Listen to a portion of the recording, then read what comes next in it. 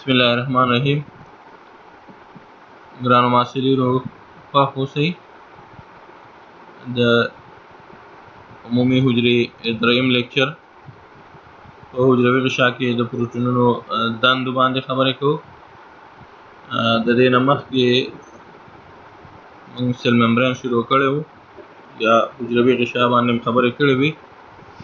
همدغې درس په امتداد باندې راځو. اوس په حجروي غشا کې د پروټینونو په وظایفو باندې خبرې کوو. راځو انټګرل پروټین. انټګرل پروټین د کامل پروټینونو په نوم باندې هم یادېږي. د حجروي غشا د ساختمان د مکملوالي سبب کیږي.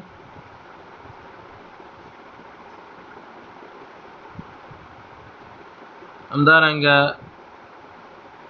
یو شمېر انټګرل پروټینونه په اوبو کې د منحلو موادو د انتشار یا ډیفیوژن لپاره د چینل په څیر باندې هم خپله دنده سرته رسوي چې دا د پروټین چینل په نوم باندې یادېږي. یو شمېر پروټینونه د اکټیو ترانسپورټ یا فعال انتقال او همدارنګه د پسیو ترانسپورټ یا منفعل انتقال په څیر د حجروي غشا څخه د موادو په انتقال کې مرسته کوي چې دغه ډولونه پروټینونه بیا د کیریر پروټین په نوم باندې یادېږي. کیریر پروټین یا ناقل پروټین. همدارنګه یو شمېر ناقل پروټینونه یا کیریر پروټین د حجروي غشا څخه د آیونونو د انتقال لپاره د یو پمپ په څیر خپله وظیفه سرته رسوي چې د پروټین پمپ په نوم باندې یادېږي. همدارنګه یو شمېر پروټینونه د هارمونونو لپاره د آخذو په څیر دنده ترسره کوي. ریسپټر پر هارمون دي. همدارنګه یو شمېر پروټینونه انزایمونه جوړوي کوم چې په حجروي غشا کې یو شمېر کیمیاوي یا میټابولیکي تعاملات کنټرولوي. انزایمز. د دې نه علاوه یو شمېر پروټینونه د انټیجنونو په څیر عمل ترسره کوي چې باید ووایو چې د حجروي غشا پروټینونه د ګلایکوپروټین په بڼه دي، یعنې انټیجن په څیر باندې هم خپله دنده سرته رسوي. په حجروي غشا کې ګلایکوپروټین، پروټوګلایکان، ګلایکولیپیډ، ګلایکوفیلیکس وغیره هم شتون لري.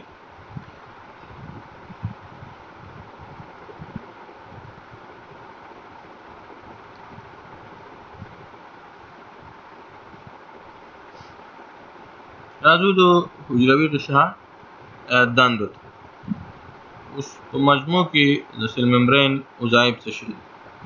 اوله وظیفه یې دا ده چې سیل ارګانیلز پروټیکشن. په داخل د حجره کې چې کوم مواد دي د دې حفاظت یا د ساتنې سبب کیږي. سیمې پرمیبیلیټي وظیفه سرته رسوي، یعنی حجروي غشا د یو نیمه قابل نفوذ غشا په څیر عمل کوي، یعنی یو شمېر موادو ته د تیریدو اجازه ورکوي او یو شمېر موادو ته د تیریدو اجازه نه ورکوي.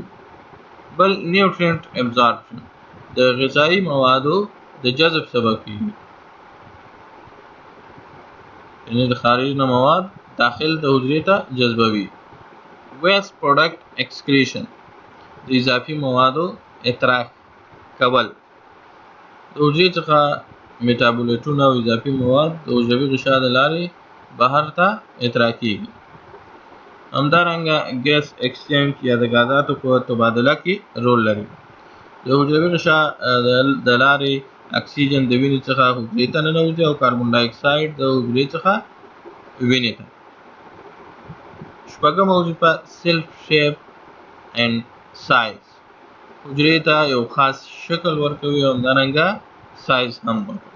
حجروي غشا د حجرې شکل او اندازه ساتي او دې ته دوام ورکوي، یعنی د حجرې د شکل او اندازې په ثابت حالت کې ساتي.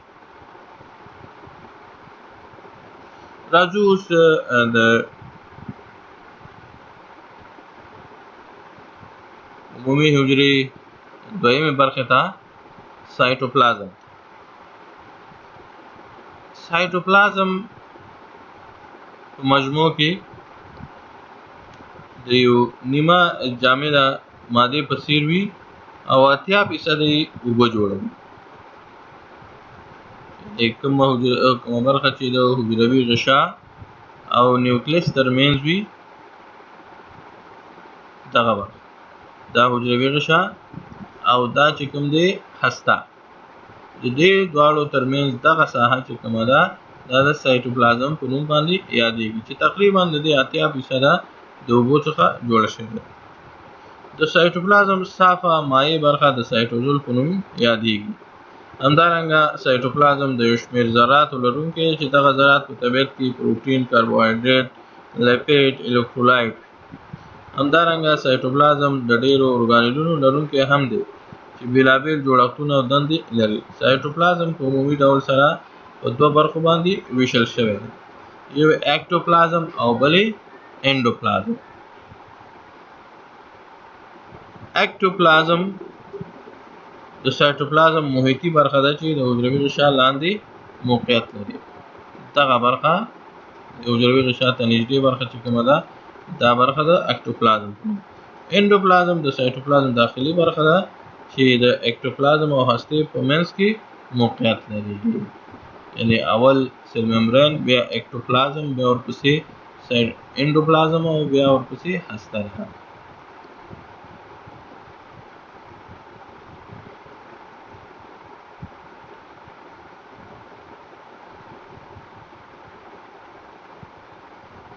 سایټوزول تاسو وپېژنده چې د سایټوپلازم یو صافه مایع برخه ده. همدارنګه د سایټوپلازم برخې باندې خبرې وکړو چې اکټوپلازم او انډوپلازم. راځو ارګانیلز ان سایټوپلازم. په سایټوپلازم کې غړي د سایټوپلازم غړي یا ارګانیلونه چې کوم دي دا بیا په عمومي ډول سره په دوه برخو باندې ویشل کیږي. یو لیمیټینګ ممبرین ارګانیلز دي، هغه ارګانیلونه چې محدودونکي غشا په واسطه پوښ شوي وي چې دې کې بیا انډوپلازمیک ریټیکالم، ګالجي اپریټس، لایزوزوم، پیرکسیزوم، سنټروزومز، سنټریولز، سیکریټري ویزیکلز، مایټوکانډریا، نیوکلیس دا پکې شامل دي.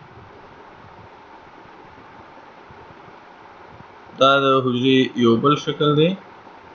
دا عمومي ډول سره حجروي غشا ده، دا سایټوپلازم دی، دا نیوکلیر ممبرین ده، دا نیوکلیس دی او دا رایبوزومز وغیره دي.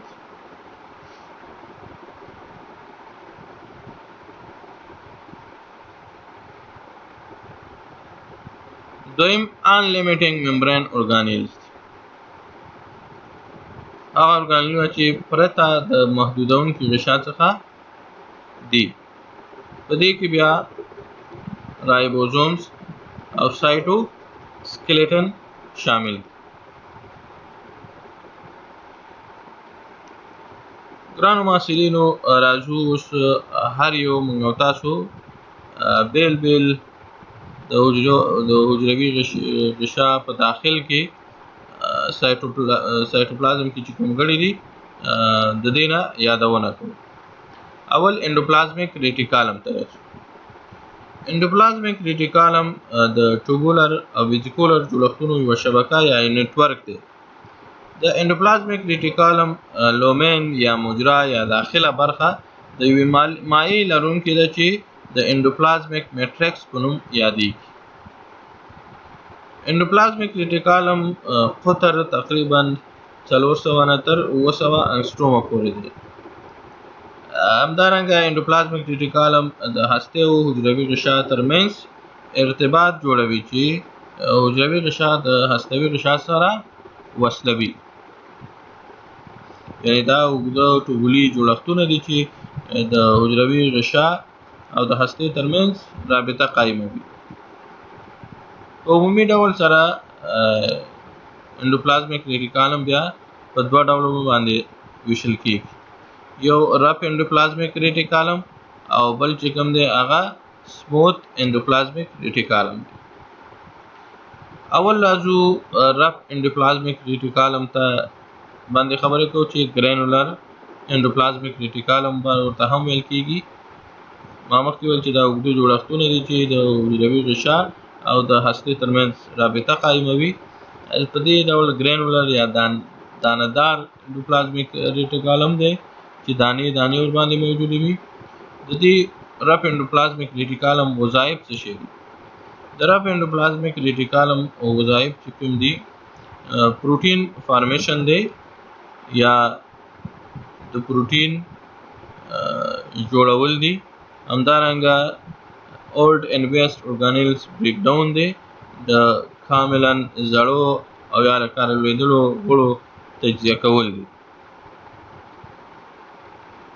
راځو سموث اندوپلازمیک ریټیکالم یا اګرانولر اندوپلازمیک ریټیکالم یا ټوبولر اندوپلازمیک ریټیکالم. د نوم نه معلومیږي سموث اندوپلازمیک ریټیکالم یا فایا اندوپلازمیک ریټیکالم. فایا اندوپلازمیک ریټیکالم باندې بیا دانې نه وي.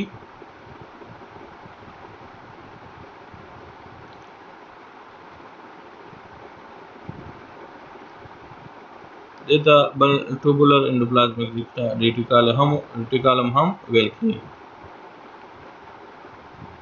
د دې وظایف بیا څه شی دي؟ د دې وظایف د غیر پروتینی موادو جوړول دي، مثلا کولېسترول، سټرایډ وغیرہ. دویمه وظیفه چې کوم ده حجروي غشا استخلاف کې رول لري. همدارنګه د کلسیم میتابولیزم او ذخیره په محططو عضلاتو کې په دې کې رول لري.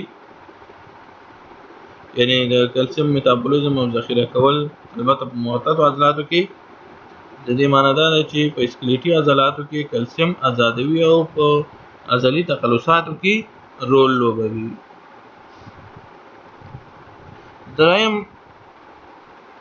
څلورمه د زهرجنو موادو تخریبول او بې زهره کول دي، ډیټاکسیفیکیشن دی.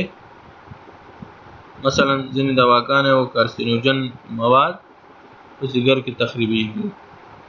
some drugs and carcinogen and liver. ځینې دواګانې کارسینوجن کینسر تولیدونکي مواد. دا د رب اندوپلازمیک ریټیکالم شکل دی چې تاسو ګورئ رایبوزومس ورباندې د پاسه شتون لري، دانې. او دغه چې کوم دی بیا سموث اندوپلازمیک ریټیکالم دی، ټوبولي جوړښت لري چې ګورئ دلته بیا دانې نشته، یعنی رایبوزوم نشته.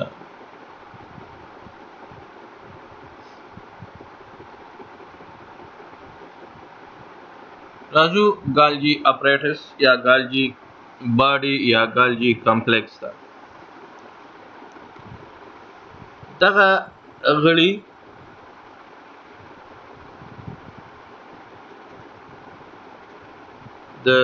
لکه پاس مې چې ویل چې د ګالجي باډي یا ګالجي کمپلیکس په نومونو باندې هم یادېږي. هره حجره معمولا یو ګالجي باډي لري. همدارنګه دغه اجسام د وینې په سرو کرویاتو کې وجود نه لري. یو شمېر حجرات ممکن د یو څخه زیات ګالجي باډي ولري. زیاتره چې کوم دي یو لري، خو کېدای شي د یو نه زیات هم ځینې حجرات ولري.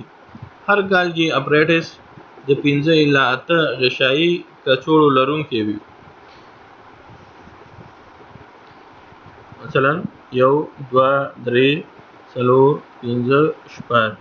تاسو ګورئ چې تقریبا دغه د شپږونه جوړ دي. دغه کڅوړې پلانې وي او معمولا د سیسټرنا په نوم یادېږي. ګالجي باډي هستې ته نږدې واقع وي. ګالجي باډي دوه مخونه یا نهایات لري چې یو یې سیس سپیس او بل یې ټرانس سپیس نومیږي.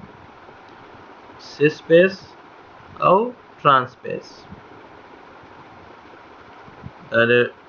دای سیس سپیس دی او دای ټرانس سپیس دی. ټول هغه مواد چې په ګالجي باډي کې پرې پروسس کیږي یا عملیه ورباندې اجرا کیږي د ټرانس سپیس د لارې د ګالجي باډي څخه وځي. د ګالجي باډي دندې یا وظایف څه شي دي؟ د اوله وظیفه دا ده په موادو باندې د عملیو اجرا کول، پروسیسینګ ور باندې کوي، یعنی د موادو مختلف مراحل دلته بشپړېږي. دویم پیکینګ کوي، د موادو د پروسیسینګ څخه وروسته د هغوی ټولول یا بنډل کول پیکینګ د دې کار دی. ټول هغه مواد چې تکاملي پړاوونه یې بشپړ شوي وي د لایزوزوم، سیکریټري ویزیکل او سیکریټري ګرانوز په شکلونو بنډل کیږي. د همدې کبله ګالجي باډي ته د حجرې پوسټ آفیس هم ویل کیږي. تاسو په دې کې ګورئ چې سیکریټري ویزیکلونو په شکل مثلا دا شو دا شو دا شو دا شو دا شو دا شو دا شو دا شو دا ورته راځي. دلته په دې کې پروسس کیږي. موږ ویل چې دغه برخه چې کوم دي دا بیلې بیلې شی غوندې کڅوړ ماننده برخه دي ته سیسټرنا ویل کیږي. دا د هر سیسټرنا داخلي برخه د لومین دی، دا سیس سپیس دی او دا بیا ترانسپیس دی. دې برخې نه دغه کوم پیک شوي او پروسس شوي مواد چې کوم دي د دې څخه وځي.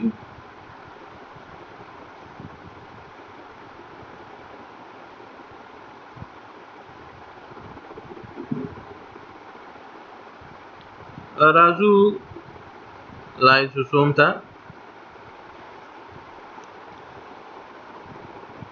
لایزوسوم ګرانو محصلینو چون لږ خبرې پکې نسبتا زیاتې دي، انشاءالله په بل لیکچر کې به ورباندې بیا خبرې وکړو.